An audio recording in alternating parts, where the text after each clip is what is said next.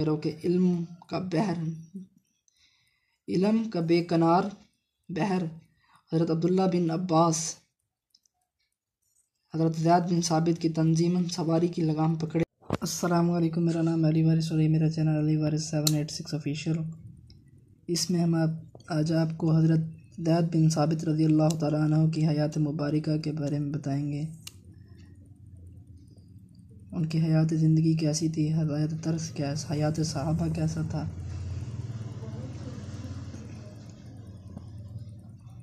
ہم آپ کو آج بتاتے ہیں سن 2 ہجری مدینہ منورہ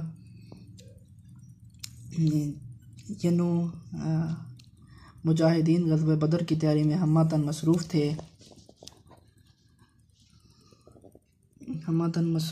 نبی کریم صلی اللہ علیہ وسلم اپنی قیادت میں جہاد کے لیے روانہ ہونے والے لشکر کی طائرانہ نگاہ ڈال رہے تھے کہ اچانک ایک 13 سالہ جوان لڑکا، جس کے چہرے پر ذہانت متعانت، شرافت اور خودداری کے نقوش نمایاں نظر آ رہے تھے، ہاتھ میں اپنے قد سے بھی بڑی لمبی تلوار پکڑے رسول اللہ صلی اللہ علیہ وآلہ وسلم کی خدمت میں حاضر ہوا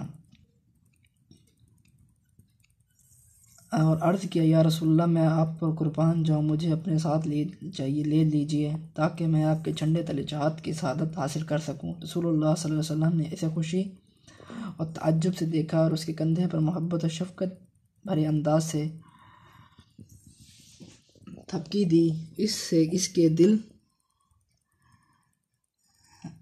اس کے دل کو خوش کیا اور کم عمری کی بنا پر اسے واپس لوٹا دیا۔ یہ نو عمر لڑکا اپنی تلوار زمین پر گھسیٹتا ہوا غم آندہ کی تصویر بنا کر واپس لوٹا، کیونکہ وہ پہلے غزوہ میں رسول اللہ صلی اللہ علیہ وسلم کی رفعت حاصل کرنے سے محروم ہو گیا تھا۔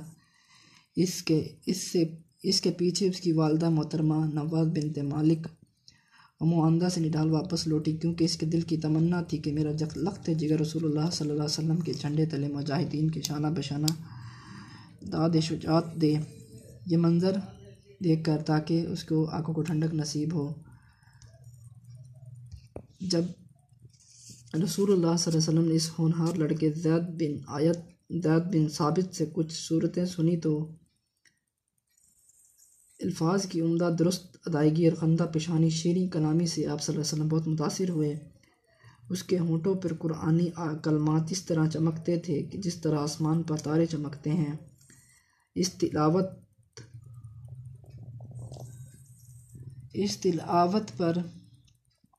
تلاوت اپنی بے پناہ جاذبیت رکھتی تھی۔ تلاوت کا ٹھہراؤ اس کے تر و تازہ حافظ حسن فہم اور فراست پر دلالت کرتا تھا۔ رسول اللہ صلی اللہ علیہ وسلم ایسے ہونہار بچے کی خوبیاں دیکھ کر بہت خوش ہوئے، اور آپ کو زیادہ خوشی اس پہ کہ عربی زبان میں عمدہ انداز میں لکھنا جانتا ہے۔ نبی کریم صلی اللہ علیہ وسلم کی طرف محبت بھرے انداز سے دیکھا، ارشاد فرمایا، اے زید، میرے لیے یہود کی زبان عبرانی لکھنا بھی سیکھو، مجھے ان پر اعتماد نہیں۔ انہوں نے کہا، یا حاضر رسول اللہ، فوراً عبرانی زبان سیکھنا شروع کر دی، تھوڑے عرصے میں اس زبان میں مہارت پیدا کر لی۔ رسول اللہ صلی اللہ علیہ وسلم یہود کی طرف کوئی پیغام لکھ کر بھیجنا چاہتے تو زید بن ثابت تحریر کرتے، اور جب وہ کوئی خط بھیجتی تو یہ آپ کو پڑھ کر سناتے۔ پھر آپ صلی اللہ علیہ وسلم کے حکم کے مطابق عبرانی کی طرح سیرانی زبان بھی سیکھ لی، اور یہ نوجوان زید بن ثابت رسول اقدس کے ترجمان بن گئے۔ اس طرح انہیں آپ صلی اللہ علیہ وسلم کا قرب حاصل ہوا۔ قرآن مجید کی برکت سے حضرت زید بن ثابت کے لیے ایسے کٹھن مراحل میں صحیح سمت اختیار کرنے کی راستے روشن ہو جاتے جب بڑے عقل مند حیران اور پریشان ہو جایا کرتے تھے۔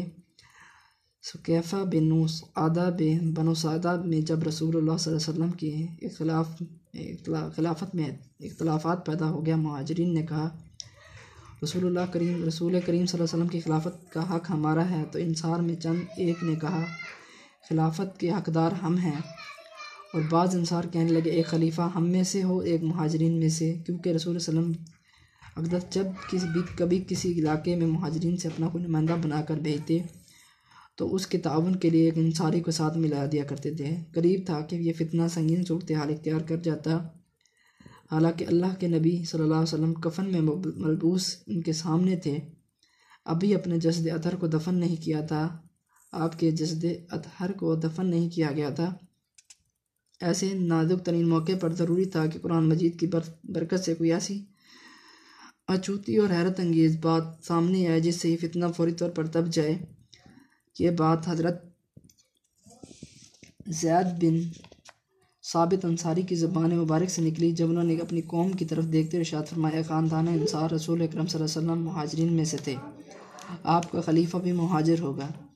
ہم جس طرح رسول اکرم صلی اللہ علیہ وسلم کے انصار کا مددگار تھے، انہی خلیفوں کے بھی انصار و مددگار رہیں گے۔ پھر اپنا ہاتھ حضرت صدیق اکبر کے ہاتھ کی طرف بڑھایا، بیعت کی اور فرمایا، تمہارے خلیفہ ان کی بیعت کرو۔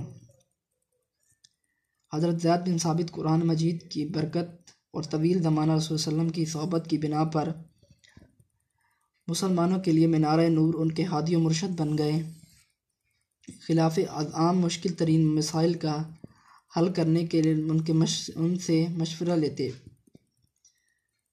لوگوں، جو تم میں سے فتح دمشق کے موقع پر خلیفۃ المسلمین حضرت سیدنا عمر فاروق رضی اللہ تعالیٰ عنہ نے جعبیہ نامی بستی میں مہاجرین سے خطاب کرتے فرمایا، لوگوں، تم میں سے قرآن مجید کے متعلق معلومات حاصل کرنا چاہتے ہیں وہ زید بن ثابت کے پاس جائیں۔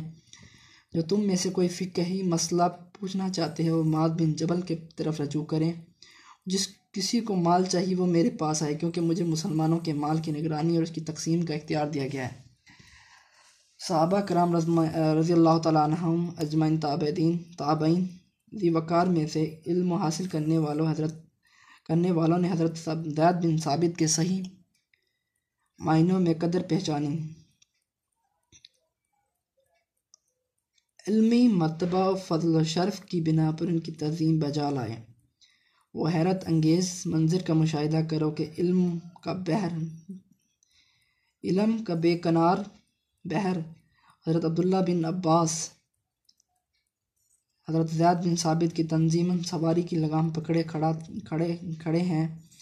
حضرت زید بن ثابت نے کہا، رسول اقدس صلی اللہ علیہ وسلم کے چچا زاد بھائی، گھوڑے کی لگام چھوڑیے، مجھے شرمندہ نہ کیجیے۔ حضرت عبداللہ بن عباس رضی اللہ تعالیٰ عنہ نے ارشاد فرمایا، ہمیں اسی طرح اپنے علماء کی عزت کرنے کا حکم دیا گیا ہے۔ حضرت زید بن ثابت نے حضرت عبداللہ بن عباس سے کہا، مجھے اپنا ہاتھ تو دکھلائیے۔ انہوں نے اپنے ہاتھ کی طرف دیکھا تو انہوں نے اسے پکڑ کر چوم لیا۔ فرمایا، ہمیں اپنے پیارے نبی کے اہل بیت سے اسی طرح محبت کرنے کا حکم دیا گیا ہے۔ حضرت زید بن ثابت اپنے رب کو پیارے ہوئے تو مسلمان زیادہ قطار روئے کہ آج علم کا خزانہ مٹی میں دفن ہو جائے گا۔ حضرت ابو ہریرہ رضی اللہ تعالیٰ عنہ نے فرمایا، آج اس امت کا معتبر عالم دنیا سے کوچ کر گیا، کاش اللہ تعالیٰ عبداللہ بن عباس کو اس کا نعم البدل بنا دے۔ ان کی وفات پر شاعر رسول کریم صلی اللہ علیہ وسلم حضرت حسان بن ثابت نے مریثہ کہا، جس کا ایک شعر یہ ہے، حسان بن ثابت اور اس کے بیٹے پر شعر گوئی ختم، زید بن ثابت پر نقطہ آفرینی و معنی ختم۔ حضرت زید بن ثابت کی کو متعانت دیانت اور امانت اور معاملہ فہمی مکمل اعتماد ہو گیا۔ نبی کریم صلی اللہ علیہ وسلم کو تو انہیں خدائی پیغام ضبط تحریر میں لانے کے لیے کاتب وحی کے اہم منصب پر بھی فائز کیا گیا۔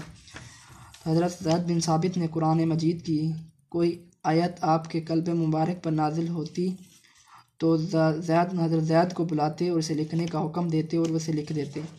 حضرت زید بن ثابت وقتاً فوقتاً رسول صلی اللہ علیہ وسلم کے قرآنی تعلیمات حاصل کرتے رہے اور دن بدن آپ کی دینی معلومات میں اضافہ ہوتا گیا، یہاں تک کہ یہ نوجوان قرآن مجید کا ماہر اور وصال رسول صلی اللہ علیہ وسلم کے بعد امت محمدیہ کے لیے مرجع اول بنا کر حضرت صدیق اکبر کے دور خلافت میں جن کا صحابہ کرام اور قرآن مجید جمع کرنے کا فرض سونپا گیا ان میں سر فہرست تھے۔ حضرت زید بن ثابت کے مفصل حالات زندگی معلوم کرنے کے لیے درج ذیل کتابوں کا مطالعہ کیجیے، جن میں سے تقریب التہذیب، المعارف، حیات الصحابہ، فہرست تاریخ الطبرہ سید سیرت ابن حشام اور بہت سی احادیث ہیں، فضائل اعمال امام بخاری، ان میں سے کافی حدیث بھی وارد ہیں۔